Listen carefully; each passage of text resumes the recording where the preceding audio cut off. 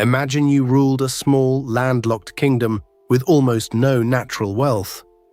No silver mines, no spice fields, no empire behind you. Just a young king surrounded by older, richer nations on every side. What would you do to become the wealthiest man who ever lived? 3,000 years before global trade, before container ships, before the word luxury existed, one man took a nation with nothing rare to sell and turned it into the richest court on earth.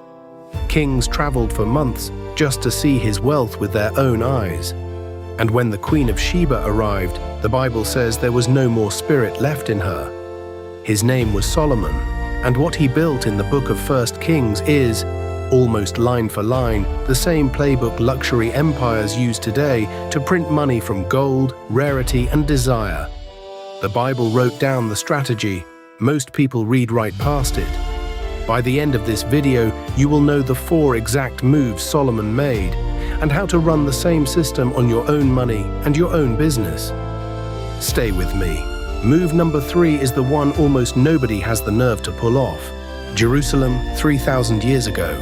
Solomon inherits a throne, but not an empire. His father David left him a unified kingdom, yet Israel sat on a thin strip of land with no gold, no great rivers for trade, and powerful neighbors on every border. By the cold math of geography, this was not a place destined to be rich. And then God appears to Solomon in a dream at Gibeon and offers him anything he wants. Anything. Solomon could have asked for gold, for long life, for the death of his enemies. Instead, 1 Kings chapter 3, he asks for one thing: a discerning heart, wisdom to govern and to tell right from wrong. And God answers with a stunning promise. Because you asked for this, and not for riches, I will give you both. Wisdom and the wealth and honor you did not ask for. Remember that order. Wisdom first. The fortune came as a consequence, not as the goal.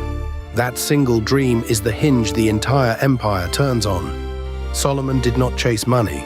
He built the one asset that generates money in every age.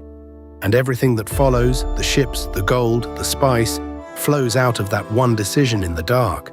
This is move number 1, and it is the move that explains why Solomon got rich and his neighbors did not. Solomon turned wisdom into a product. 1 Kings chapter 10 tells us the whole world sought an audience with him to hear the wisdom God had put in his heart. And they did not come empty-handed. Year after year, everyone who came brought a gift: articles of silver and gold, robes, weapons, spices, horses. People paid in tribute and trade simply for access to his judgment. Here is the principle. The rarest asset in any economy is not a resource. It is insight that no one else has. Solomon could not mine silver, so he sold the one thing he could produce that nobody could copy: superior thinking. This is the wisdom to wealth pipeline, and it is exactly how the highest margin businesses on earth work right now. Consultants, analysts, designers, the great investors. They own no factories, they sell judgment, and the world pays a premium for it. The raw material costs nothing, the margin is almost total. So ask yourself honestly, what do you actually know or see or understand better than the people around you? Because that, not your savings account, is the first brick of every real fortune. Solomon found his and built an empire on it. This is move number 2. Solomon did not wait for the world to come to him. He went out and built the supply chain to reach it. 1 Kings says he built a fleet of ships at Ezion-Geber on the Red Sea and partnered with Hiram, the king of Tyre, who supplied experienced sailors who knew the sea. Every 3 years the fleet of Tarshish returned, carrying gold, silver, ivory, apes, and peacocks. Read that cargo list again. None of it is bread. None of it is necessity. Every single item is pure luxury, the highest margin goods in the ancient world. Here is the principle. Solomon did not trade in cheap, common things that everyone sells. He cornered the rare, the exotic, the impossible to get. And he controlled the route, the ships, and the partnership that brought it home. This is supply chain ownership, and it is why the richest companies today do not just sell a product, they own the channel that delivers it. They control distribution, and distribution controls everything. The man who owns the only ships to the gold is richer than the man who owns the gold. So here is your question.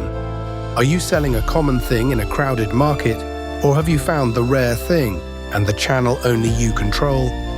Solomon chose rarity, and he owned the road to it. Now move number 3, the one I told you almost nobody has the nerve to pull off. Solomon did not just sell luxury, he cornered it. 1 Kings chapter 10 says, "The king made silver as common as stones in Jerusalem." Sit with that. He flooded his own capital with so much precious metal that silver lost its shock value. Why would a man do that? Because Solomon understood the secret every luxury empire lives by. Scarcity is what creates price, and the one who controls supply controls the price.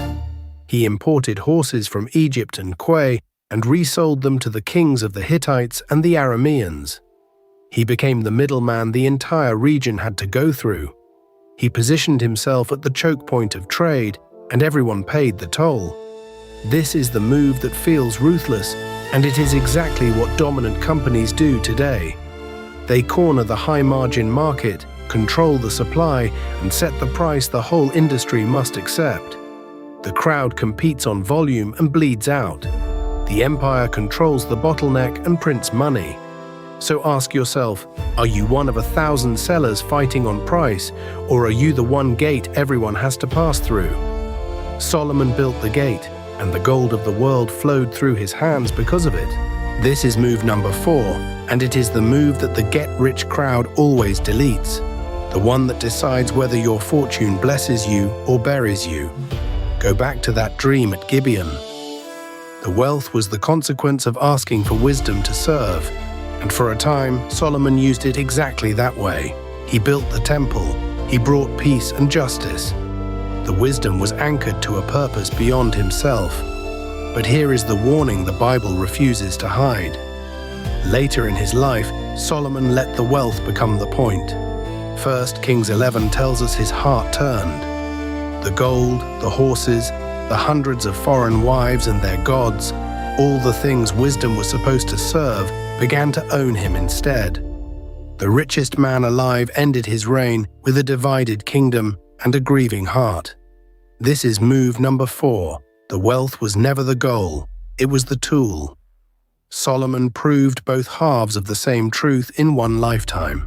When the fortune served the purpose, it built a temple that stood for centuries. When the purpose served the fortune, it tore the kingdom in two. So here is the question only you can answer. Is your money building something beyond yourself, or are you quietly being built into a servant of your own money? Solomon left us both endings on purpose, so we would choose the right one. So here is the Solomon strategy. The first luxury empire in recorded history, straight out of 1 Kings chapter 10. 1. Build the wisdom to wealth pipeline. Sell the insight no one else has, because judgment is the highest margin product on earth. 2. Own the supply chain. Build the ships and the partnerships that bring home the rare goods, because the one who owns the channel owns the trade. 3. Corner the high-margin market. Control the bottleneck and set the price instead of bleeding out in the crowd. 4. Anchor it all to a purpose bigger than yourself, or the empire you build will turn on you exactly as it turned on Solomon. He took a kingdom with nothing rare to sell and made it the wealthiest court the world had ever seen. Not by luck, but by a system God wrote down for anyone willing to read it. This is the Ancient Founders, where we decode the men and women God made rich, one founder at a time. Next, we open the vault on Jacob, the man who built generational wealth out of nothing but sheep, patience, and one outrageous negotiation. Tell me in the comments, which of the 4 moves is hardest for you to actually do? I read every one. Subscribe and let us uncover the next fortune together.